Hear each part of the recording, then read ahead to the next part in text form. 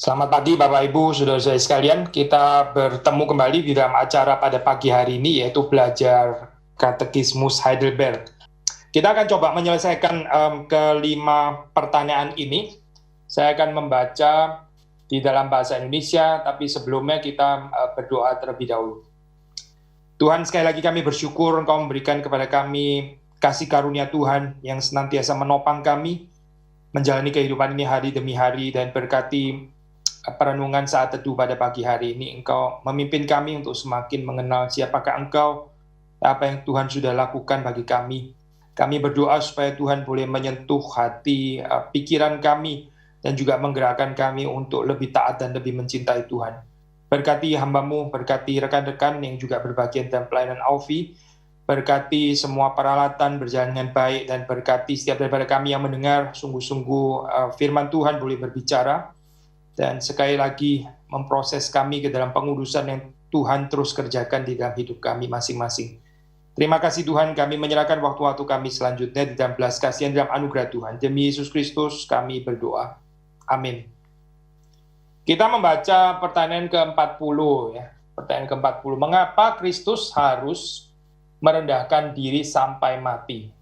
Jawaban, sebab menurut keadilan dan kebenaran Allah, hutang dosa-dosa kita tidak dapat dilunasi dengan cara lain kecuali dengan kematian anak Allah. Ya. Ini adalah satu-satunya jalan, yaitu the death of the Son of God. Kita membaca Genesis atau Kejadian 2 ayat 17 ya. Mari kita membaca Kejadian 2 ayat 17. Kejadian pasal yang kedua, ayat yang ke-17. Saya membaca. Tetapi pohon pengetahuan tentang yang baik dan yang jahat itu, janganlah kau makan buahnya, sebab pada hari engkau memakannya, pastilah engkau mati. Pastilah engkau mati. Nah, saudara, kita tahu ya, setelah manusia pertama itu memakan buah yang terlarang ini, mereka memang betul-betul mati. Mungkin saudara pernah bertanya, pernah berpikir, mana mati? Orang mereka masih hidup gitu kan ya. Tapi Alkitab bilang mati gitu, Tuhan bilang mati. Jadi bagaimana? Masa Tuhan yang salah, terus kemudian setan yang benar? Karena setan bilang, sesungguhnya engkau nggak akan mati, tapi matamu yang akan terbuka lebar. Jadi siapa di sini yang betul? Nah ini, kita mesti mengerti istilah mati ini dalam pengertian seperti yang dimaksudkan oleh Alkitab ya. Kita manusia modern seringkali berpikir mati itu adalah urusan biologis gitu, urusan mati fisik ya. Tentu saja itu bukan ini ya, bukan nothing gitu konsep seperti itu. Tapi kalau di dalam Alkitab saya, istilah mati itu terutama kalau boleh pakai istilah ini ya, substansinya itu ya, ini kurang tepat sih istilah substansi ya, mati kok pakai substansi. Tapi kalau kita mau mengerti Alkitab, istilah mati itu terutama pengertiannya adalah tidak adanya kemungkinan untuk berelasi lagi, tidak adanya kemungkinan untuk memuji Tuhan, tidak adanya kemungkinan untuk masuk ke dalam relasi kasih. Nah itu artinya mati. Mati itu urusannya dengan terputusnya relasi. Sehingga kalau kita mengerti konsep seperti ini, memang mereka betul-betul mati gitu. Mereka mati rohani, bahwa mereka nanti suatu saat juga akan mati juga secara fisik ya. Maksudnya bersama dengan dosa, kan maut itu masuk ke dalam dunia. Karena maut itu adalah upah dosa. Adam dan Hawa eventually memang mati begitu kan ya. Tapi waktu mereka makan, mereka memang juga mati di dalam pengertian rohani. Nah di sini sudah kita di dalam doktrin reform kan menekankan apa yang diajarkan oleh Alkitab ini ya. Waktu manusia jatuh ke dalam dosa, itu mereka memang mati. Karena Alkitab mengatakan mati. Maksudnya bukan sakit, bukan sakit. Nah ini apa kaitannya sih? Kenapa kita bilang mati? Karena manusia itu mati, maka anak Allah ini ya menggantikan mereka juga dengan kematian. Saudara nangkep ya di sini ya, koherensinya atau compatibility-nya. Kalau seandainya dikatakan waktu manusia itu jatuh ke dalam dosa, itu mereka hanya sakit.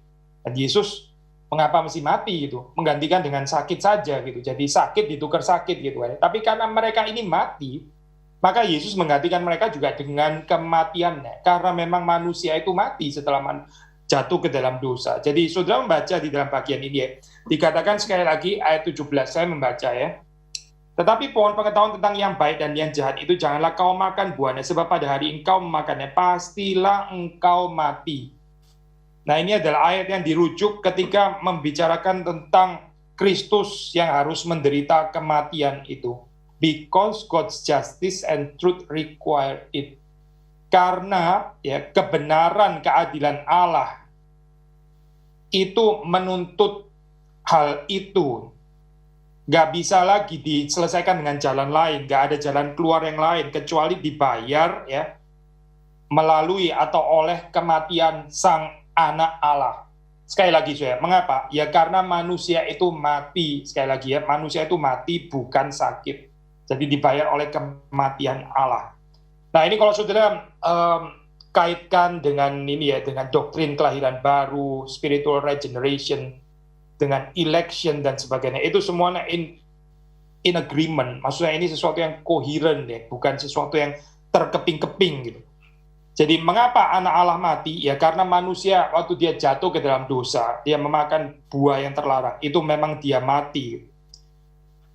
Lalu kita membaca Roma 8:34, sekali lagi ya, ini Roma 8 kan seringkali dirujuk, ini memang pasal yang penting sekali. Roma pasal yang ke-8, saya membaca sekali lagi. Sebab apa yang tidak mungkin dilakukan hukum Taurat karena tak berdaya oleh daging telah dilakukan oleh Allah dengan jalan mengutus anaknya sendiri dalam daging, yang serupa dengan daging yang dikuasai dosa karena dosa, ia telah menjatuhkan hukuman atas dosa di dalam daging.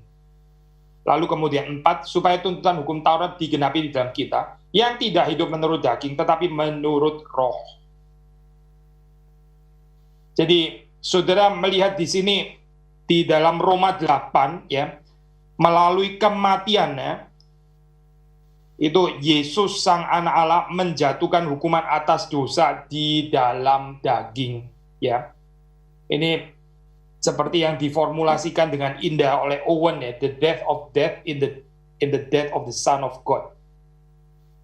Kematian dari kematian ya, di dalam kematian Sang Anak Allah. Jadi di dalam atau melalui kematian Sang Anak Allah, itu kuasa maut ya, kematian itu yang sudah diderita oleh manusia itu dimatikan atau dihancurkan sehingga kita boleh menerima kehidupan yang kekal ya, yaitu barang siapa yang percaya kepada Sang Anak Allah, barang siapa percaya kepada Yesus Kristus. Jangan lupa saya, setelah kita menerima kehidupan yang dikaruniakan, itu berarti kehidupan yang berrelasi di dalam cinta, berrelasi di dalam kasih. Saya pernah mengkhotbahkan ya, itu orang-orang kusta, itu sebetulnya kasihan sekali. Mereka secara fisik boleh dikatakan masih hidup, belum mati ya. Tapi secara spiritual, secara komunal mereka boleh dikatakan mereka itu as good as dead sebetulnya. Kalau dalam keadaan seperti itu mereka harus mengasingkan diri, mereka nggak bisa berrelasi, mereka nggak bisa beribadah kepada Tuhan, mereka nggak bisa menyembah Tuhan di bait suci, kemungkinan itu nggak ada semua, karena mereka najis ya, dianggap najis. Sehingga keadaan seperti itu ya, betul-betul satu keadaan yang tersiksa.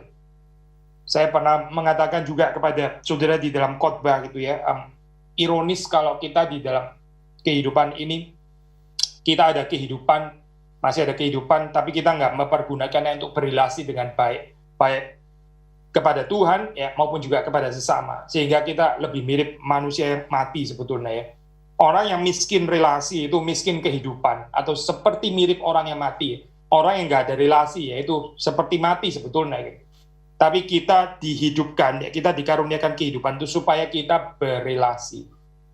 Hidup itu relasi, di dalam relasi itu ada kehidupan. Maka mari kita menghargai berkat Tuhan ini ya. Bukan cuma menekankan gambaran kehidupan secara fisik begitu ya. Ada orang cuma penekanan itu hidup secara biologis, tapi dia nggak punya relasi dengan siapa-siapa karena dia takut dilukai, takut dikecewakan dan sebagainya. Jadi dia hidup menyendiri, dia hidup tertutup dan sebagainya. Itu bagaimana sih kehidupan seperti itu ya? Bukan seperti orang yang hidup, tapi mirip seperti orang yang mati sebetulnya. Jadi sekali lagi, melalui ayat-ayat ini kita sekali lagi diajak untuk merenungkan apa sih sebetulnya artinya mati, artinya kehidupan itu apa ya. The Son of God itu died on the cross, dia suffered death ya, supaya kita mengalami kehidupan sehingga kita bisa berrelasi kembali dengan Allah sebagai Bapa kita. Lalu kemudian pertanyaan yang ke-41 ya, pertanyaan ke-41 saya baca, mengapa dia dikuburkan? Jawaban yaitu supaya dengan demikian ditegaskan bahwa dia telah benar-benar mati. Nah ini penting sekali ya, saya untuk perspektif kepercayaan Kristen gitu. Kita percaya, kita mengaku bahwa Yesus itu sungguh-sungguh mati di atas kayu salib. Ini bukan sesuatu yang memalukan, saya bukan sesuatu yang perlu ditutup-tutupi gitu ya, bukan satu gambaran kekalahan. Memang kalau kita melihat dari perspektif dunia, ini seperti kayak perspektif kegagalan gitu. Hikmat dunia akan mengatakan seperti Petrus ya, sekali-kali engkau tidak akan tidak akan menderita, tidak akan naik ke atas kayu salib, engkau tidak akan mati gitu. Janganlah itu terjadi kepadamu. Itu hikmat bijaksananya Petrus gitu. Petrus menarik Yesus. Ngomong apa sih gitu? Jangan ngomong kematian. Kamu mesti sukses, kita harus mengikuti kamu sampai kamu jadi orang yang terkenal dan hebat dan diterima oleh dunia dan sebagainya. Mungkin itu yang ada dalam pikiran Petrus. Dia nggak mengerti hikmat ilahi. Tapi hikmat ilahi mengatakan bahwa Yesus sang anak Allah itu memang harus mati. Mengapa sih? Karena kalau dia tidak mati, nggak ada penebusan, nggak ada keselamatan bagi umat manusia. Dia datang ke dalam dunia memang untuk mati, menggenapkan kehendak Bapaknya, mati menebus kita ya dari segala dosa. Maka di sini waktu dikatakan ini pengakuan iman rasuli kan, kita mengatakan mengaku ini setiap minggu. Dia itu dikuburkan setelah dia mati dan dikuburkan. Kenapa mengatakan dikuburkan? Di sini menyatakan bahwa Yesus itu bukan mati suri, ya bukan digantikan oleh orang lain, bukan dilepaskan daripada ancaman kematian. Ya itu bisa menjadi satu cerita yang menarik gitu. Tapi ini bukan jalan keselamatannya dipercaya di dalam kitab suci kita. Ya. Nah kalau sudah membaca di dalam Kisah Para Rasul 13, Kisah Para Rasul 13, kita membaca bagian ini, ayat yang ke-29.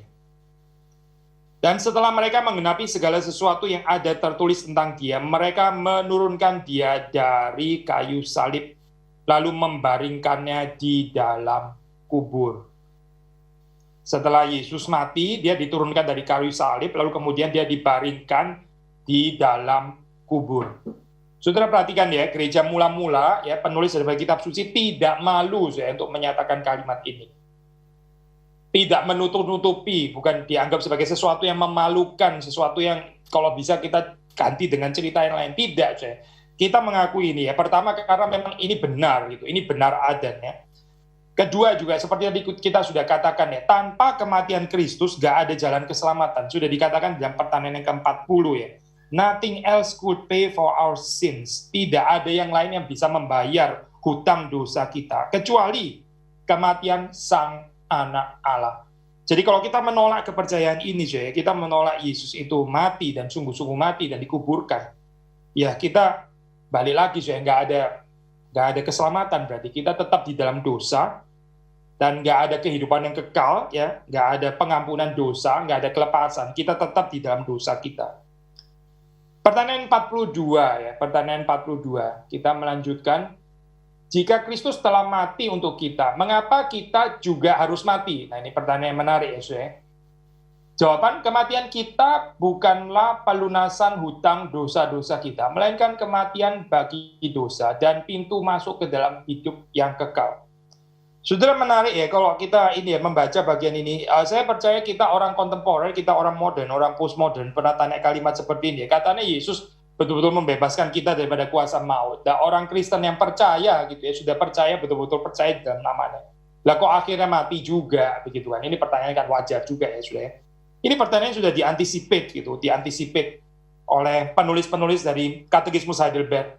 Saya pernah membaca penjelasan ini juga dari Louis Berkhof ya. Jawabannya juga menarik ya. Mengapa kematian itu di dalam kehendak Tuhan ya, bukan kematiannya sendiri ya, tapi kematian di dalam kehendak Tuhan, di dalam rancangan kehendak Tuhan, itu bisa menjadi sesuatu yang indah di dalam gambaran big picture secara keseluruhan ya. Nah, dia menjelaskan dengan beberapa poin di sana gitu. I think itu satu penjelasan yang bagus itu. Tapi saudara kalau membaca di dalam Katekismus Heidelberg, dia nggak menjelaskan dengan cara misalnya seperti teolog modern, seperti Berkhof itu menjelaskan. Ini buat saya juga menarik jawaban seperti ini. Misalnya ya, kalau kita misalnya mendapat pertanyaan, nggak tahu, saudara kalau ditanya kalimat ini, kira-kira saudara spontaneous akan jawab apa ya? Kan Yesus sudah mati bagi kita ya, kok kita masih mati juga? Kok kita masih mati juga? Kira-kira saudara akan jawab apa? Bisa saudara pikirkan nggak sebentar gitu? Kira-kira apa yang harus saudara jawab gitu? Salah satu jawaban yang mungkin mudah seperti ini ya. Ini tetap di dalam pengertian theology of the cross ya, hiddenness of the beauty of Christianity. Gitu. Kalau misalnya seandainya setiap orang yang percaya Yesus Kristus nggak pernah bisa mati terus dia hidup selama-lamanya di dalam dunia ini, atau terus kemudian dia terangkat ke sorga gitu ya, terangkat ke sorga dan disaksikan oleh seluruh dunia, semua orang seperti itu gitu. Nah, seluruh dunia bisa jadi percaya kepada Tuhan Yesus gitu ya. Terus percayanya jadi nggak jelas gitu. Percaya sebetulnya karena apa? Mungkin bukan percaya karena sincere, percaya karena takut mati, terus wah saya juga mau ini gambaran naik ke sorga, aposteose yang seperti ini ya, gambaran super glorious. Kita kan sudah pernah bahas ya, sudah di dalam Q&A berkali-kali ya. Kenapa waktu Yesus bangkit dia nggak menyatakan diri di sana gitu, di bait Allah lah, atau even di kekaisaran sekalian gitu ya, di istananya kaisar sekalian, supaya seluruh jajahan Romawi itu percaya kepada dia. Dia kan nggak mendemonstrasikan seperti itu ya kebangkitannya. Gitu. Maka sama ini konsisten ya di dalam theology of the cross, the hiddenness of Christianity ya. Kita tetap mati juga ya. Dari perspektif dunia ya, dilihat seperti kayak nggak ada bedanya gitu. Orang Kristen mati, orang nggak Kristen mati juga gitu ya. Orang Kristen ya bisa sakit, orang nggak Kristen bisa sakit juga gitu. Lalu terus kemudian orang Kristen bisa kecelakaan, orang nggak Kristen bisa kecelakaan. Nggak ada bedanya kan saya di sini gitu kan. Memang nggak ada bedanya di dalam hal ini. Bukan karena orang Kristen terus waktu ketabrak mobilnya yang rusak, yang ringsek, terus orangnya nggak kenapa-kenapa gitu ya. Kalau gambaran seperti itu terus kemudian ditanya, loh kok kamu bisa nggak kenapa-kenapa ya? Iya, saya orang Kristen gitu misalnya. Gitu. Wah, itu seluruh dunia bisa tertarik jadi Kristen supaya kalau ketabrak mobilnya yang ringsek gitu misalnya. Ini jadi cerita yang aneh sekali begitu kan ya. Cerita fantastik gitu, cerita yang saya percaya kita nggak perlu teruskan lah ya, contoh-contoh seperti ini ya. Jadi di dalam hal ini jawabannya sederhana. Kenapa orang Kristen mati? Ya karena seluruh dunia itu memang mati. Dalam hal ini nggak ada perkecualian. Dan lagi pula, memang kita juga sudah berbuat dosa dan layak untuk mengalami kematian itu ya. Tetapi ya, kematian itu bukan akhir daripada segala sesuatu. Tuhan menyediakan kepada kita hidup yang kekal. Saudara bilang ya, tapi ini nggak verifiable ya di sini dan sekarang. Nah kalau ini verifiable di sini dan sekarang kehidupan yang akan datang itu langsung kita bisa teropong dari sini ya nggak perlu iman lagi sudah. Itu namanya bukan agama, itu mungkin ya sains gitu kali ya, bukan agama. Wah sains pun juga sebetulnya perlu iman sih. Tapi sekali lagi ya balik ke sini ya, mengapa Kristus itu sudah mati for us ya, tapi kita masih tetap harus mati juga. Jawaban yang diberikan itu menarik saya di dalam ini, Katekismus Heidelberg. Terus kemudian dikatakan apa jawabannya di sini, yaitu kematian kita bukanlah pelunasan hutang dosa-dosa kita. Our death does not pay the debt of our sins. Jadi mengapa kita harus mati? Karena Yesus sudah membayar ini ya, utang dosa kita. Lah kok kita masih mati juga gitu? Dijawab ada, jangan lupa waktu kita mati itu kita nggak membayar hutang dosa kita. Jadi jangan GR gitu ya, jangan kita pikir dengan kematian, terus kemudian seperti kayak melakukan retribusi. Saudara tahu ya, retribusi ya. Ya ada kepercayaan yang seperti ini saya dikendalikan oleh pengertian retribusi. Jadi saudara melakukan apa di dalam masa lampau saudara gitu ya, saudara retribusi gitu. Saudara membayar kesalahan saudara dengan penderitaan, dengan kematian begitu ya, kita membayar. Lalu dengan kita membayar, kita masuk dalam kehidupan yang lebih baik gitu, karena kita sudah membayar. Tapi kalau kita belum membayar, ya kita masih akan menuai gitu ya dalam hal ini. Ya. Tapi di dalam kepercayaan Kristen, kalau saudara membaca di situ, dikatakan bahwa kematian kita itu sama sekali nggak membayar hutang dosa kita. Kristuslah yang membayar hutang itu, gitu. Bukan kita nggak bisa membayar. Kan sudah dikatakan ya di dalam pertanyaan ke-40, nggak ada yang bisa membayar hutang dosa kita itu, kecuali kematian Sang Anak Allah. Maka di sini dikatakan lagi, ditekankan, our death does not pay the debt of our sins. Kematian kita itu nggak membayar hutang dosa-dosa kita. Melainkan apa? Melainkan, nah kalau kita baca terusannya di sini, melainkan kematian bagi dosa dan pintu masuk ke dalam kehidupan yang kekal. Bahasa Inggris ya, saya mungkin lebih jelas ini kematian bagi dosa ini maksudnya apa gitu ya. Tapi kalau dalam bahasa Inggris, rather it puts an end to our sinning. Menghentikan kita yang berdosa. Itu di stop, sudah nggak bisa lagi. And it's our entrance into eternal life. Dan ini adalah pintu masuk ya, menuju kepada kehidupan yang kekal. Saya coba bandingkan di dalam ini ya, variasi terjemahan Jerman ya, di dalam ini bahasa aslinya. Unser Tod ist nicht eine Bezahlung für unsere Sünde, sondern nur eine Absterbung der Sünden. Melainkan ini adalah kematian daripada dosa ya, kematian daripada dying to sin di sini dikatakan, dying to sins, atau di sini di dalam terjemahan modern dari Birma, puts an end to our sinning.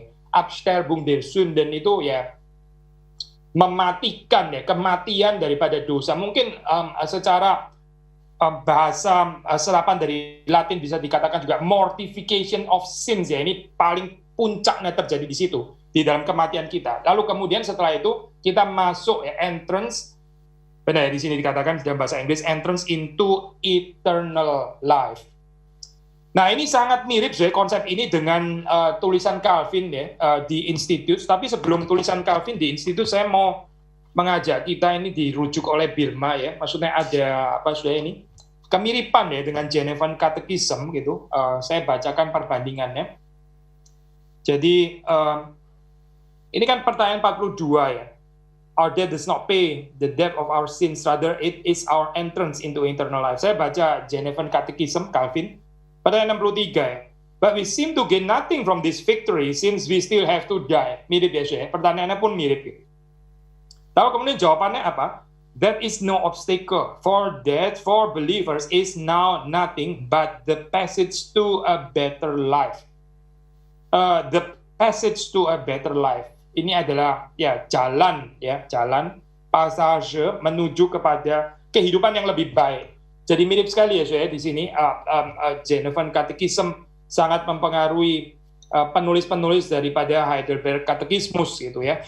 It puts an end to our sinning and is our entrance into eternal life. Jadi kalau saudara melihat di dalam tulisan Calvin misalnya di dalam institut kita, di situ akan membaca bahwa seumur hidup ya, kita ini adalah kehidupan yang memikul salib. Orang percaya ya, itu seumur hidupnya itu memikul salib ya. Ini Calvin itu apa di dalam hal ini ya, in agreement dengan Irenaeus yang mengatakan bisnis ya, the whole business daripada Christian itu is nggak ada yang lain, nothing else but to die gitu ya.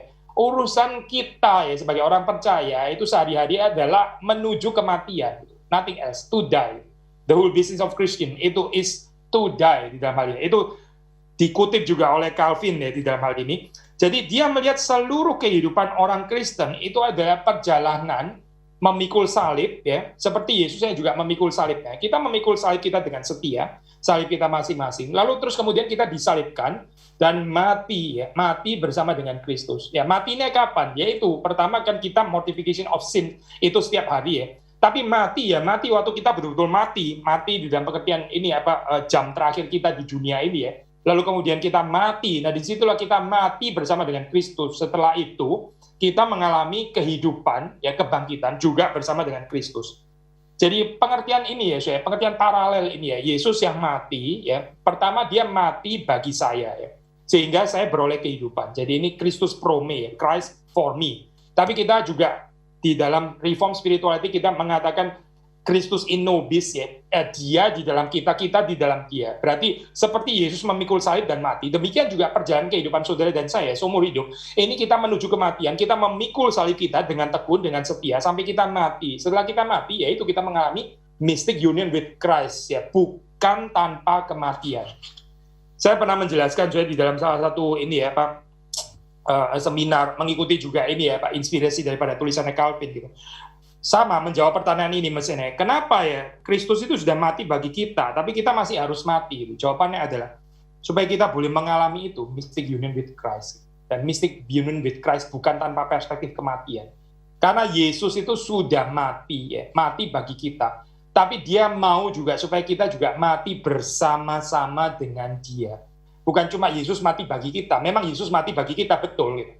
Tapi supaya kita juga in Christ ya, di dalam Kristus kita, di dalam Kristus di dalam kita, kita juga mati, menderita, memikul salib, mati bersama-sama dengan Kristus.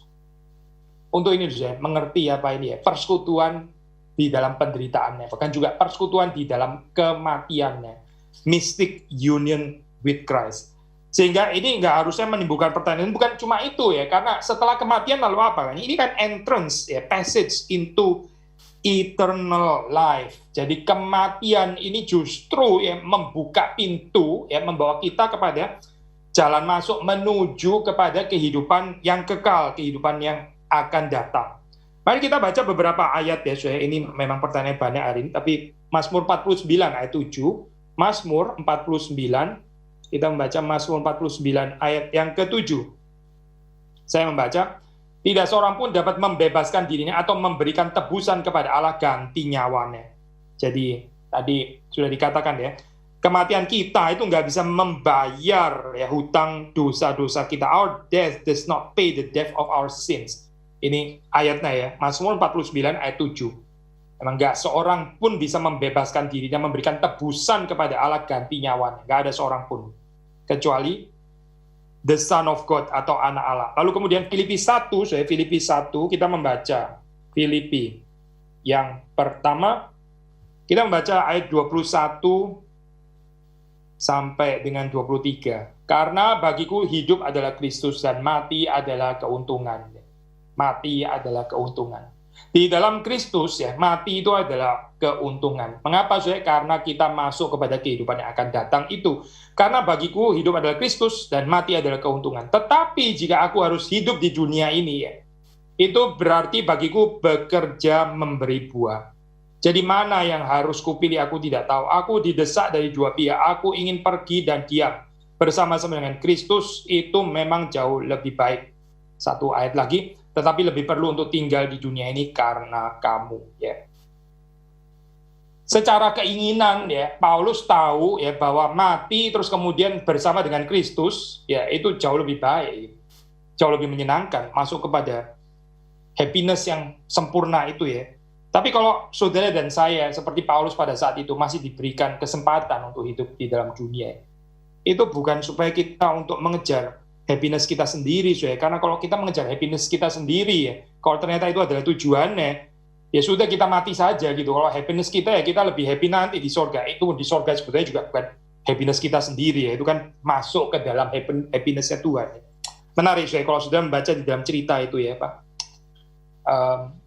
parable talents ya, di situ tuannya kan waktu di akhir itu kan mengatakan kalimat enter into the joy of your master gitu kan. Buat saya kalimat itu menarik gitu. Itu undangan untuk berbagian dalam sukacita dari tuannya. Maksudnya kalimatnya bukan bunyi seperti receive your subjective personal individual joy gitu misalnya. Gak ada kalimat itu gitu.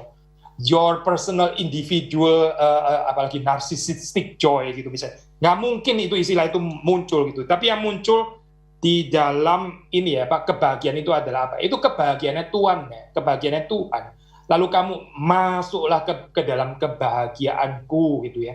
Enter into the joy of your master. Gitu. Masuklah di dalam kebahagiaan Tuhanmu. Itulah kebahagiaan kita, kebahagiaan kita sebagai hamba, kebahagiaan kita sebagai ciptaan, yaitu waktu kita diundang bisa masuk kepada kebahagiaan Tuhan kita, bukan kebahagiaan kita sendiri, kebahagiaan Tuhan kita, kebahagiaan Tuhan kita. Jadi pun sorga yang nggak bicara tentang individual happiness gitu ya, sedang sorga saja nggak bicara individual happiness, apalagi di dalam dunia ini gitu. Terus kita mengejar individual happiness, yaitu orang-orang yang konyol sebenarnya gitu.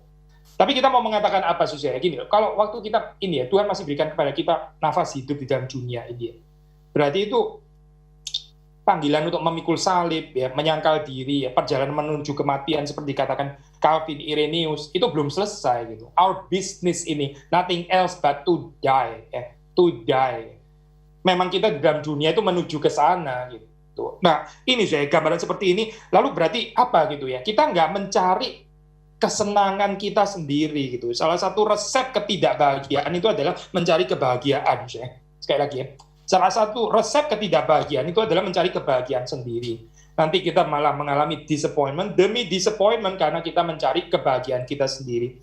Tapi kalau kita seperti Paulus ya, selama di dalam dunia, kita bekerja memberi buah. Nah ini sudah ada kebahagiaan yang sesungguhnya. Kita bisa melihat kehidupan kita, itu bisa menghasilkan buah. Bukan dengan kekuatan kita sendiri, tapi oleh Roh Kudus ya. The fruit of the Spirit, itu kan disebut fruit of the Spirit ya, bukan works of the Spirit, tapi fruit of the Spirit, mengatakan bahwa itu betul-betul dari Allah ya. Bukan sesuatu yang kita hasilkan as works gitu, tapi ini adalah fruit, dan fruit of the Spirit, bukan works of the flesh, kontrasnya begitu kan ya. Jadi itulah saya, kalau kita mau bicara kebahagiaannya sesungguhnya ya ini, bekerja memberi buah, dan perjalanan menuju kepada kematian itu, bersama dengan Yesus Kristus. 43, saya 43, kita baca 43 bahasa Indonesia. Manfaat apalagi yang kita peroleh dari pengorbanan dan kematian Kristus pada salib? Lalu dijawab, oleh kekuatan pengorbanan dan kematian itu, manusia lama kita ikut disalibkan, dimatikan, dan dikuburkan bersama dengan Dia, supaya hawa nafsu daging tidak berkuasa lagi dalam diri kita, tetapi kita mempersembahkan diri kita menjadi korban syukur baginya. Sekali lagi ya saudara, ini sangat dipengaruhi oleh Genevan Catechism. Saya baca lagi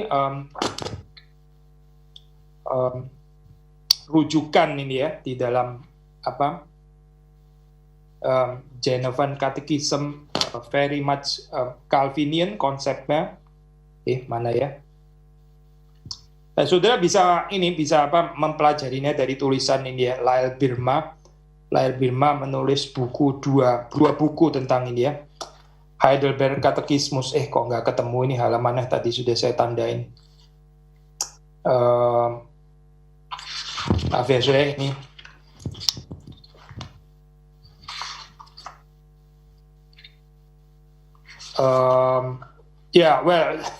silakan cek inilah saudara, silakan cek apa itu Genevan Catechism. Saudara akan mendapati di sini ya, ini.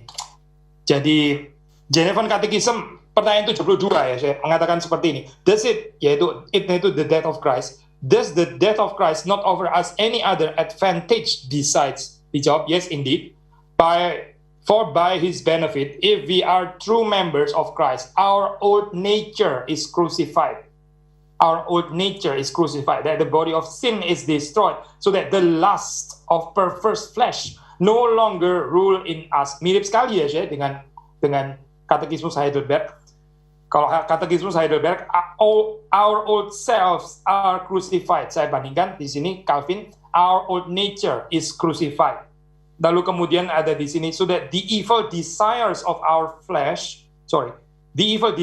the flesh may no longer rule us. Terus kemudian Calvin, so that the lust of perverse flesh no longer rule in us. Mirip sekali ya saudara. Jadi ini adalah sesuatu yang dipelajari daripada Calvin. Tapi bukan original Calvin, sekali lagi ya saudara. Ini bukan kebesarannya Calvin. Ini konsep Alkitab kok sebenarnya. Calvin nggak original.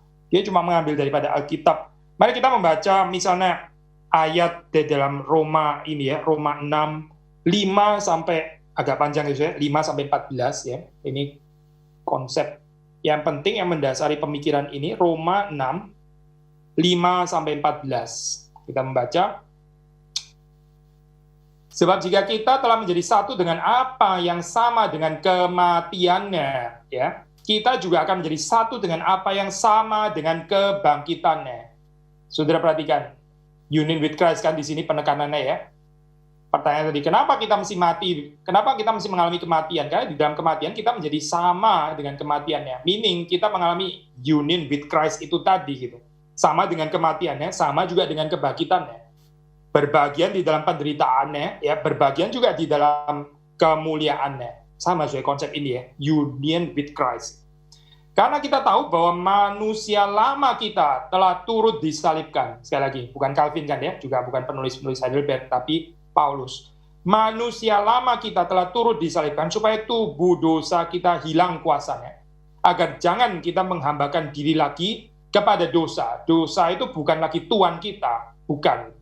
Sebab siapa yang telah mati, ia telah bebas dari dosa. Dia tidak lagi diperbudak oleh dosa ya. 8, jadi jika kita telah mati dengan Kristus, Kita percaya bahwa kita akan hidup juga dengan Dia. Karena kita tahu bahwa Kristus sesudah Ia bangkit dari antara orang mati, tidak mati lagi, mau tidak berkuasa lagi atas Dia. Sebab kematiannya adalah kematian terhadap dosa, satu kali dan untuk selama-lamanya. Dan kehidupannya adalah kehidupan bagi Allah. Demikianlah hendaknya kamu memandangnya, bahwa kamu telah mati bagi dosa. Tetapi kamu hidup bagi Allah dalam Kristus Yesus. Sebab itu hendaklah dosa jangan berkuasa lagi di dalam tubuhmu yang fana, supaya kamu jangan lagi menuruti keinginannya. Dan janganlah kamu menyerahkan anggota-anggota tubuhmu kepada dosa untuk dipakai sebagai senjata kelaliman, tetapi serahkanlah dirimu kepada Allah sebagai orang-orang yang dahulu mati, tetapi yang sekarang hidup. Dan serahkanlah anggota-anggota tubuhmu kepada Allah untuk menjadi senjata-senjata kebenaran. Sebab kamu tidak akan dikuasai lagi oleh dosa, karena kamu tidak berada di bawah hukum Taurat, tetapi di bawah kasih karunia. Ya. Kita bisa merenungkan ayat-ayat ini lagi, maksudnya sudah bisa baca lagi, merenungkan gitu, apa artinya gitu. Tapi sekali lagi, kalau boleh menekankan bagian ini ya, kalau kita nggak mau mati bersama dengan Kristus, kita nggak mau menderita bersama dengan Kristus, kita nggak mau memikul salib kita, ya. Nggak ada kebangkitan, nggak ada mortification of sins, itu nggak ada. Akhirnya apa? Ya akhirnya tetap kehidupan kita itu dikuasai oleh evil desires of the flesh. Saya sangat khawatir ya dengan model kekristenan yang nggak bicara ini ya, tentang memikul salib bersama dengan Kristus, ya mati bersama dengan Kristus, menderita bersama dengan Kristus. Bagian ini seperti kayak dikesampingkan gitu. Kalau menurut Alkitab, gambaran seperti ini ya, ini adalah penolakan terhadap union with Christ. Ini adalah penolakan persekutuan dengan Kristus. Kita cuma mau satu bagian ini saja gitu. Katakanlah misalnya janji-janjinya saja gitu. Tapi terus kemudian kita nggak mau the whole Christ ya, nggak mau keseluruhan kepribadian. Ya itu berarti nggak ada persekutuan dengan Kristus berarti. Ini adalah satu persekutuan dengan yang lain gitu. Karena Kristus itu yaitu semuanya gitu. Baik janji-janjinya, berkatnya, kehidupannya, tapi juga kematiannya, penderitaannya. Maka saudara dan saya, mengapa penting ya di sini ya, kita terus menekankan bagian ini gitu. Old selves are crucified, old self are crucified. Karena kita mau menghayati apa sih artinya Christ sacrifice, Christ death on the cross. Sekali lagi ya, bukan sampai hanya kepada level Christ for me saja gitu. Tapi ini ada mystic union with Christ gitu. Ini ada sanctification. Ini ada perjalanan yang paralel bersama dengan Kristus, yaitu sebagaimana Kristus mati dan disalibkan, demikian juga kita mati dan disalibkan bersama dengan Kristus. Manusia lama kita itu disalibkan, dimatikan, dan kita dikuburkan bersama dengan Dia. Sehingga apa, lust atau concupiscence ya, keinginan ya, itu terjemahan bahasa Indonesia bagus sekali di sini ya, di dalam terjemahan yang digunakan di sini, hawa nafsu ya, hawa nafsu, lust ya, evil desires of the flesh, itu tidak lagi menguasai kehidupan kita. Perhatikan deh di dalam kehidupan kita, kalau kita ini masih terus mencintai uang, mencintai kekayaan dan sebagainya, ya inilah inilah tandanya gitu.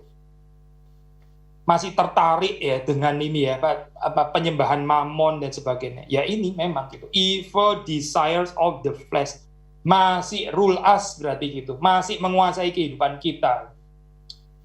Kita mau nggak meninggalkan ini gitu demi mendapatkan Kristus ya. Mati terhadap dosa ya. Mati bersama dengan Kristus. Our evil desires of the flesh itu, supaya dia tidak memerintah kita lagi, sehingga kita tidak menjadi hamba daripada hawa nafsu, tidak menjadi hamba daripada dosa, sehingga kita menjadi hamba Kristus. Dan ini bukan cuma bicara dimensi pribadi, ini ada kaitannya dengan society, ada kaitannya dengan, coba perhatikan, saudara perhatikan ini ya, cerita pertobatannya Sakius. Itu pertobatan pribadi betul, tapi pertobatan pribadi yang langsung berdampak kan. Separuh daripada milikku akan kuberikan kepada orang miskin. Dan kalau ada yang kuperas, aku akan kembalikan 4 kali lipat. Saudara perhatikan ya, langsung ada dampak ekonomi. Gitu. Sebelum orang bertobat ya, orang punya pandangan yang salah tentang uang. Gitu. Orang dikuasai oleh greed, ya, orang dikuasai oleh lust, orang dikuasai oleh gluttony, dan orang dikuasai oleh pride, orang dikuasai oleh sloth, dan macam-macam lah. Itu silakan baca sendiri ya, daftar ini apa. deadly of sin atau eight deadly thoughts atau ya daftar-daftar kelaliman yang ada di dalam Alkitab itu yang dicatat itu. Kita dikuasai oleh itu. Tetapi Yesus membebaskan kita ya supaya kita itu nggak lagi dikuasai oleh itu, sehingga kehidupan kita diubahkan. Waktu kita diubahkan secara pribadi ya, kita memberikan dampak gitu, secara society, secara sosial, komunal, di gereja dan sebagainya, di keluarga, di dalam kehidupan bernegara dan seterusnya dan seterusnya. Kita akan memberikan dampak seperti itu, saya. Tapi ini cuma ada di dalam Yesus Kristus. Penebusan seperti ini ya, melalui apa sih? Melalui Christ sacrifice and death ya, melalui itu atau oleh itu kita dibebaskan. Ya kalimat terakhirnya, but then instead we may offer ourselves as a sacrifice of gratitude to Him. Sudah melihat kontrasnya ya. Kalau kita nggak mau mati ya, kalau manusia lama kita itu nggak mau mati bersama dengan Kristus, kita nggak bisa mempersembahkan diri kita sebagai korban syukur. Nggak bisa mempersembahkan diri kita sebagai korban syukur. Ini korban dan syukur ini paradoks ya. Korban kok syukur, syukur kok korban. Korban itu sacrifice. Sacrifice bicara tentang pain kan. Sacrifice kan bicara tentang dipecah-pecahkan, betul kan saya? Itu bisa bicara tentang pain. Kita bisa ngomong tentang lamentasi di sini ya. Sesuatu yang sakit kan ya. Tapi di sini sacrifice of gratitude. Saya sudah pernah menjelaskan kan ya di dalam ini apa itu yang 5 roti 2 ikan ya. Bukan tanpa ucapan syukur, bukan tanpa ucapan berkat dari Yesus kemudian memecah-mecahkan. Tapi sekali lagi saya kalau boleh menekankan bagian ini, kita dalam kehidupan ini kalau kita nggak bersyukur, memang sulit saya untuk ini sacrifice itu, untuk offer ourselves as a living sacrifice itu sulit saya. Karena apa? Karena nggak cukup sukacita, karena nggak cukup ucapan syukur. Ucapan syukur itu sangat-sangat penting. Saya beberapa waktu lalu di ini ya lektur publik STTRI sebetulnya ada bagian yang mau bicara tentang story of gratitude. Sayang sekali nggak ada kesempatan karena waktunya terbatas gitu ya. Mungkin lain kali bisa. Tapi di sini saya singgung sedikit saja gitu. Itu kalau saudara membaca dalam cerita ini ya, orang kusta itu ya, dan 10 orang disembuhkan, satu yang balik. Yang membedakan 1 dengan 9 itu cuma 1, yaitu yang 1 itu bersyukur. Orang yang mengenal Kristus itu bersyukur. Di dalam tulisan Paulus ya, ada dikatakan itu supaya pemberitaan Injil itu terus dimensi, sehingga orang percaya, sehingga apa? Sehingga semakin melimpah ucapan syukur. Injil itu diberitakan ya, supaya orang setelah percaya di dunia ini ada lebih banyak orang yang bersyukur daripada apa sih? Daripada menggerutu, bersungut-sungut, egois ya, entitlement mentality, ya victim mentality dan seterusnya dan seterusnya. Aduh capek saya orang seperti ini gini. Terus-menerus cenderung menjadi beban gitu. Hidup nggak pernah satisfied, hidup nggak ada ucapan syukur. Mengapa saya? Ya ini nggak mau mematikan old self bersama dengan Kristus. Ya. Maka pilihannya either or ya. Either kita mati bersama dengan Kristus ya, menderita, memikul salib, mati bersama dengan Kristus, lalu kita bisa offer ourselves as a living sacrifice of gratitude, atau ya sudah kita terus memelihara manusia lama kita. Kalau kita memelihara manusia lama kita takut mati, kita nggak mau mati, gitu. Ya kita nggak mau menyangkal diri. Ya sudah berarti lust akan menguasai kita. Terus nggak ada itu apa persembahan diri sebagai korban yang hidup, korban syukur itu nggak ada. Itu akan sangat dihalang-halangi dan terhambat. Karena apa? Karena nggak ada kuasa kematian bekerja di dalam kehidupan kita. Ini saling berkaitan satu dengan yang lain ya. Kita rela mati bersama dengan Kristus ya, mortification of sins and our old selves. Demikian kita bisa mempersembahkan diri kita itu sebagai korban ucapan syukur. Kita baca ayat yang terkenal itu ya, Roma 12 ya. Saya percaya ini bukan ayat yang asing untuk kita. Roma 12 ayat 1. Karena itu saudara-saudara, demi kemurahan Allah, aku menasihatkan kamu supaya kamu mempersembahkan tubuhmu sebagai persembahan yang hidup, yang kudus, dan yang berkenan kepada Allah. Itu adalah ibadahmu yang sejati. Ibadah itu apa sih? Ibadah bukan ritual, ya, bukan saudara setiap minggu terus pergi ke gereja, nyanyi, berdoa, dengar firman Tuhan. Ya itu bukan sesuatu yang buruk sih, itu sesuatu yang baik juga. Tapi saya khawatir dengan ibadah yang eksternal, ya, eksternal, ibadah lahiriah. Tapi Paulus di sini bilang, ibadah yang sejati itu apa sih? Ibadah yang sejati itu adalah kita mengerti fungsi imam itu. Ya, seperti dikatakan dalam Katekismus Heidelberg pertemuan yang lalu, yaitu apa? Kita mempersembahkan diri kita, tubuh kita, ya, seluruh eksistensi kita sebagai persembahan yang hidup, yang kudus, yang berkenan kepada Allah. Itu baru kita bicara ibadah. Ibadah itu adalah dedication of life. Regardless saudara jadi hamba Tuhan, nggak jadi hamba Tuhan, melayani di gereja atau melayani di tempat yang lain, ya, apapun pekerjaan saudara. Tapi kita mempersembahkan kehidupan sepenuhnya bagi Allah sebagai persembahan yang hidup dan yang kudus, yang berkenan kepada Allah. Itu adalah ibadah, ya. Paulus waktu mengatakan kalimat ini, ya, dia bicara ini demi kemurahan Allah, ya. Menarik ya, demi kemurahan Allah. By the mercies of God, demi kemurahan Allah. Paulus di sini nggak bicara misalnya ya demi otoritas, ya, otoritas ilahi gitu misalnya, demi divine power gitu misalnya. Nggak salah juga sih mengatakan gitu. Memang Tuhan berhak kok.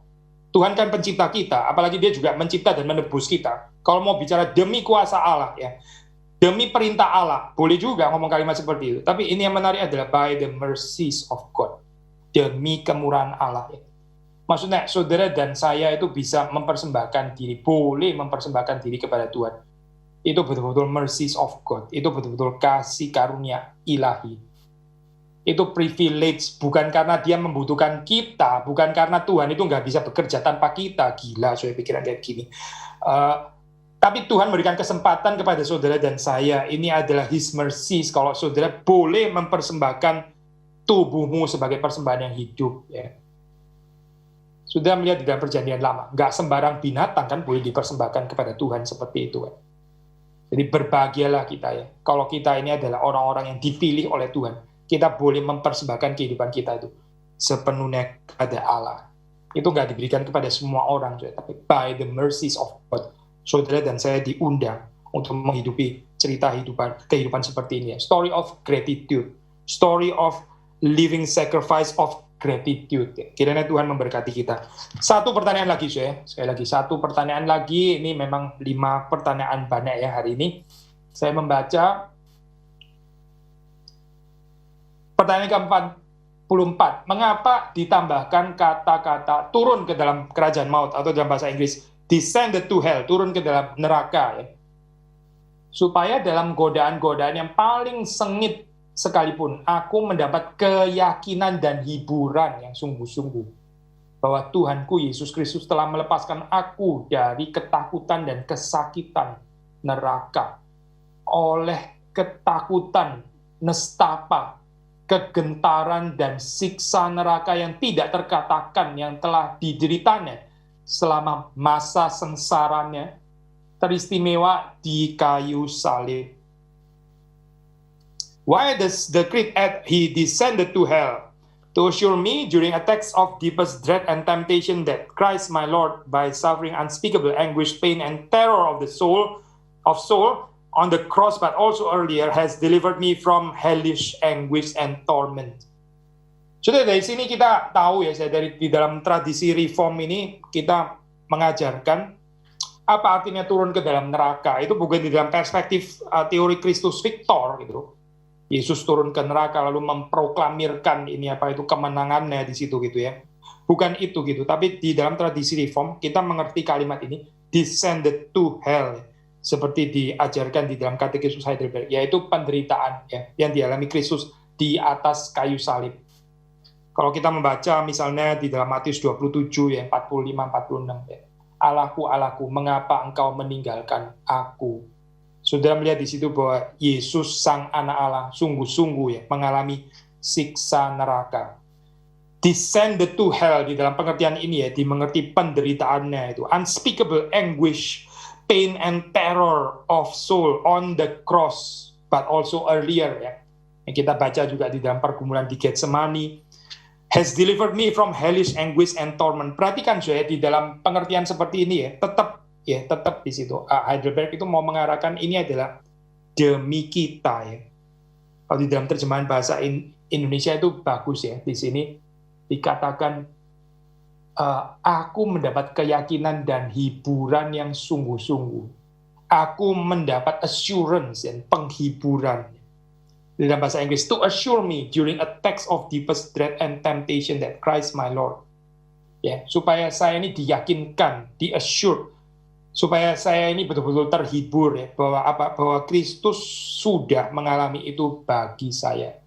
Sehingga di dalam kehidupan kita, ya, di dalam saat apapun ya, kita termasuk di dalam ranjang kematian kita, di dalam saat-saat kematian kita ya, kita beriman bahwa Kristus sudah mengalami siksa neraka itu, sehingga kita nggak perlu mengalami ketakutan ini ya, ketakutan terhadap penghukuman, ketakutan terhadap kematian, ya, ketakutan terhadap penghakiman, karena Kristus sudah mengalami itu semua di atas kayu salib. Sekali lagi ya, nggak ada jejak di dalam kehidupan kita, stage of life ini ya, yang nggak dialami oleh Kristus. Kita pernah lahir, Yesus juga pernah lahir ya. Waktu kita bertumbuh dewasa, kita mesti belajar. Yesus juga bertumbuh dewasa, dan dia juga belajar. Di dalam kehidupan ini, bahkan terakhir pun, ya, sampai kita mesti mati pun, Yesus juga sudah mengalaminya terlebih dahulu, sebelum saudara dan saya. Yesus menggantikan kita, dia menanggung siksa neraka, supaya saudara dan saya boleh dibebaskan daripada ketakutan ini. Sehingga apa, saudara? Sehingga kita bisa masuk ke dalam true freedom, ya. Ini sukacita yang sesungguhnya, kebebasan yang sesungguhnya, yaitu kebebasan yang kita pergunakan untuk menjadi hamba Kristus, untuk menjadi hamba kebenaran. Kiranya Tuhan memberkati kita semua.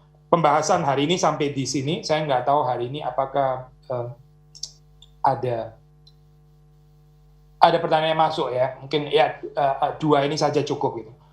Saya coba menjawab. Pagi Pak, mau tanya apakah bisa dimengerti bahwa kematian kita diperlukan untuk membebaskan kita dari tubuh yang sudah dikuasai dosa. Hati-hati ya dengan ini ya, dengan kalimat seperti ini gitu. Karena ini sedikit berbau seperti kayak platonik, neoplatonik dan semacamnya ini ya.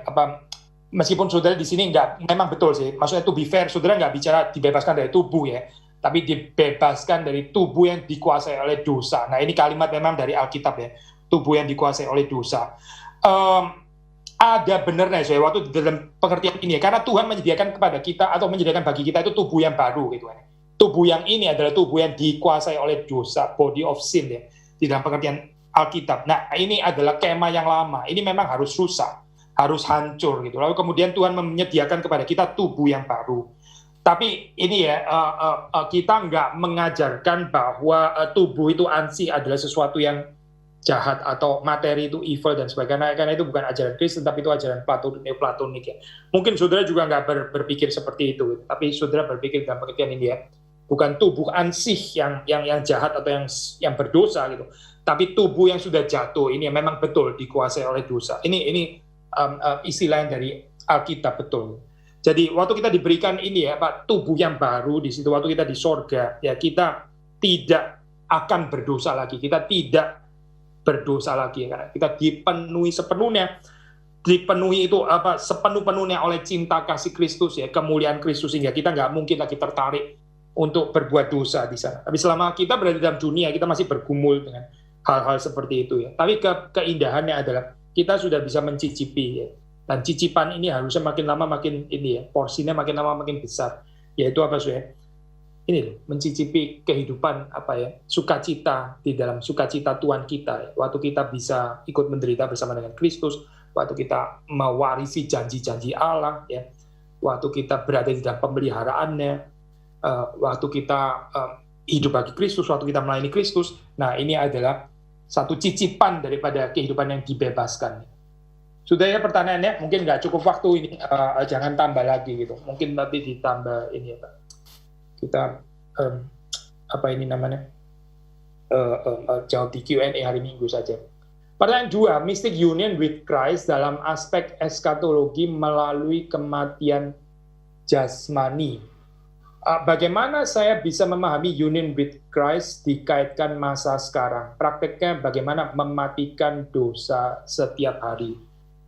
Ya, gini ya, saya kita sudah pernah mengatakan, saya kita di dalam penyangkalan diri ini kita mesti ada gantinya gitu. Maksudnya kita nggak cukup hanya bicara mortification of sin, tapi kita juga mesti bicara vivification of the spirit. Sekuat-kuatnya kita ya mortification of sin, tapi kalau nggak ada gantinya gitu, apa yang nggak akan menggantikan sinful pleasure itu? Ada orang di dalam kekristenan kalau nggak mendapatkan pleasure ya, dia akan sangat gampang sekali tertarik sinful pleasure. Di dalam Yesus itu ada true enjoyment ya. Westminster Katekismus ya, memulai dengan pertanyaan itu kan ya. Apa sih chief end, tujuan akhir, tujuan puncak daripada kehidupan manusia, dari manusia? Lalu dijawab yaitu untuk glorify Tuhan, ya, memuliakan Tuhan dan enjoy Tuhan. Kalau kita nggak ada deep enjoyment ya of God di dalam kehidupan kita, kita akan sangat gampang masuk kepada ini ya Pak, daya tarik dosa. Sehingga bagaimana ya di sini kita mematikan dosa ya. Jangan hanya di dalam konsentrasi terus sudah merenungkan dosa gitu ya, terus kemudian ini sesuatu yang jijik, sesuatu yang gelap, sesuatu yang saya harus tekan gitu, sesuatu yang saya harus sangkal gitu. Tapi berpikirlah juga apa yang saya boleh kerjakan bagi Tuhan. Nah, kalau saudara memikirkan ini ya, saya melayani Tuhan, ada sukacita ya. Saudara melihat kehidupan fruit of the spirit itu betul-betul bisa dinikmati oleh Tuhan sendiri. Dan saudara juga bahagia karena Tuhan itu bisa menikmati kehidupan kita. Nah, kita juga ikut nikmat juga akhirnya. Kita jadi menikmati Tuhan yang juga sedang menikmati kita ya. Waktu fruit of the spirit itu hadir di dalam segala kekayaan di dalam kehidupan saudara dan saya. Kasih, sukacita, damai sejahtera, dan seterusnya terakhir sampai penguasaan diri itu ya. Nah, waktu itu hadir di dalam kehidupan kita. Saya percaya dosa itu makin hari makin gak menarik di dalam kehidupan kita. Saya bukan mengatakan kita gak mungkin bisa jatuh lagi dalam dosa ya. Kita masih bisa jatuh dalam dosa. Tapi daya tarik daripada dosa itu ya, itu hawa nafsu. Kita nggak akan gampang ya, persuaded untuk jatuh ke sana. Kenapa? Karena kita sudah punya kenikmatan lebih dalam, kenikmatan di dalam Tuhan. Maksudnya poin saya, jangan sampai nggak ada kenikmatan di dalam Tuhan. Jangan sampai di dalam kehidupan ini ya, selama di dalam dunia ini, kita nggak tahu apa artinya mencicipi kebahagiaan Tuhan kita itu apa. Harap sih bukan cuma pengertian kita ya, tapi juga emosi kita, afeksi kita itu dikuduskan. Kita mengerti ya, emosinya Kristus itu seperti apa, emosinya Tuhan itu seperti apa. Waktu kita sedih ya, di dalam kesedihan Tuhan, waktu kita bersuka cita di dalam sukacita Tuhan, nah itu kita betul-betul mendapatkan satu kehidupan union with Christ itu tadi, yang bisa dicicipi di sini dan sekarang, dan bukan cuma di dalam kehidupan yang akan datang. Memang kehidupan yang akan datang kita akan menikmati secara penuh ya. Tapi ini sesuatu yang sudah diberikan Tuhan di sini dan sekarang ya. Ada aspek already, saudara dan saya bisa mencicipinya. Yaitu kapan sih? Waktu kita hidup bagi Kristus, waktu kita mati bersama dengan Kristus. Kiranya Tuhan memberkati saudara, Tuhan memberkati kita semua.